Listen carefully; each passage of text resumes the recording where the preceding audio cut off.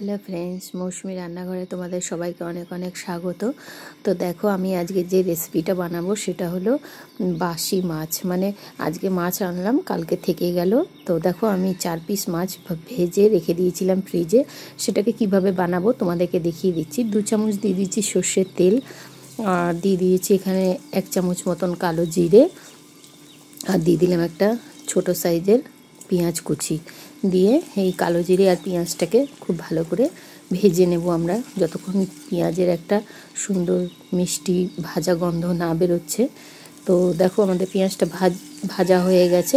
এবার আমি দুটো আলু লম্বা লম্বা করে কেটে রেখেছিলাম সেটা দিয়ে দিলাম।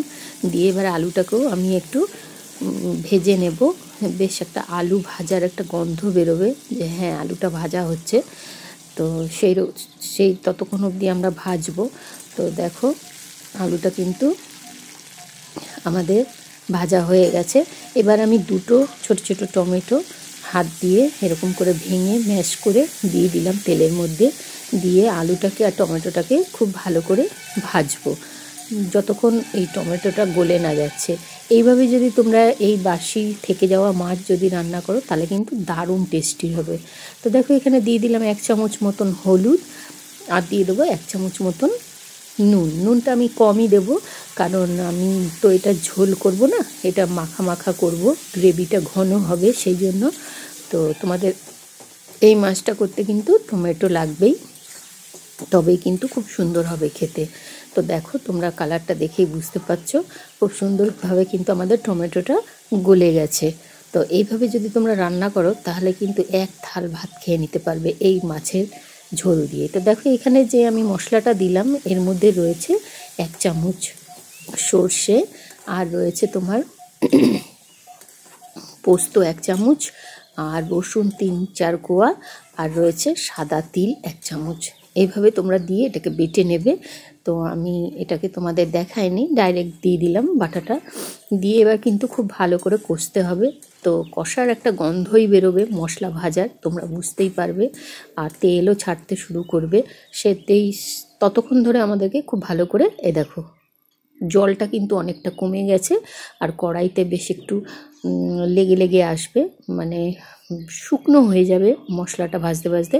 তখন তোমরা বুঝতে পারবে যে হ্যাঁ আমাদের মশলা ভাজাটা খুব ভালোভাবে হয়ে গেছে আর একটা খুব সুন্দর গন্ধও বেরোয়। তো এই মাছের যে ঝালটা এটা তোমরা কিন্তু রুটি দিয়েও খেতে পারো আর গরম ভাতের সাথে তো কোনো কথাই হবে না, এত লাগে খেতে। আর যতটা দেখতে ভালো লাগছে তার থেকেও খেতে বেশি ভালো। মশলাটা আমি ধুয়ে দিয়ে দিলাম এর মধ্যে। খুব বেশি জল আমরা দেব না, আলুদ্ধ করার মতন একটু জল দিয়ে দিলাম যাতে আলুটা সিদ্ধ হয়ে যায় আমাদের আর ঝোলটাও ভালোভাবে ফুটে ওঠে। তো দেখো ঝোল কিন্তু আমাদের ভালোভাবে ফুটে গেছে আর আলুটাও কিন্তু মোটামুটি আমাদের সিদ্ধ হয়ে গেছে। এবারে দেখো যে 4 পিস মাছ ছিল সেটাকে আমি একটু তাড়াতাড়ি দিয়ে দেবো কারণ মাছটাকে তো আমি আর ভাজিনি, ভাজাই ছিল। তো এই গ্রেভির মধ্যেই কিন্তু মাছটা ভালোভাবে ফুটে আর ফুলে যাবে আর খুব সুন্দর টেস্ট লাগে কিন্তু এইভাবে যদি তোমরা রান্নাটা করো তাহলে কিন্তু দারুণ লাগে। এই দেখো আলুটা কেটেও দেখিয়ে দিলাম, আলু কিন্তু আমাদের ভালোভাবে সিদ্ধ হয়ে গেছে। তো এইভাবে যদি তোমরা রান্না করো দারুণ লাগবে। আর একটু দিয়ে দেবে ধনেপাতা, ধনেপাতা যদি নাও থাকে কাসুরি মেথিও দিতে পারো। আর যদি কিছুই না থাকে কোনো অসুবিধা নেই, এমনিই ভালো লাগবে খেতে।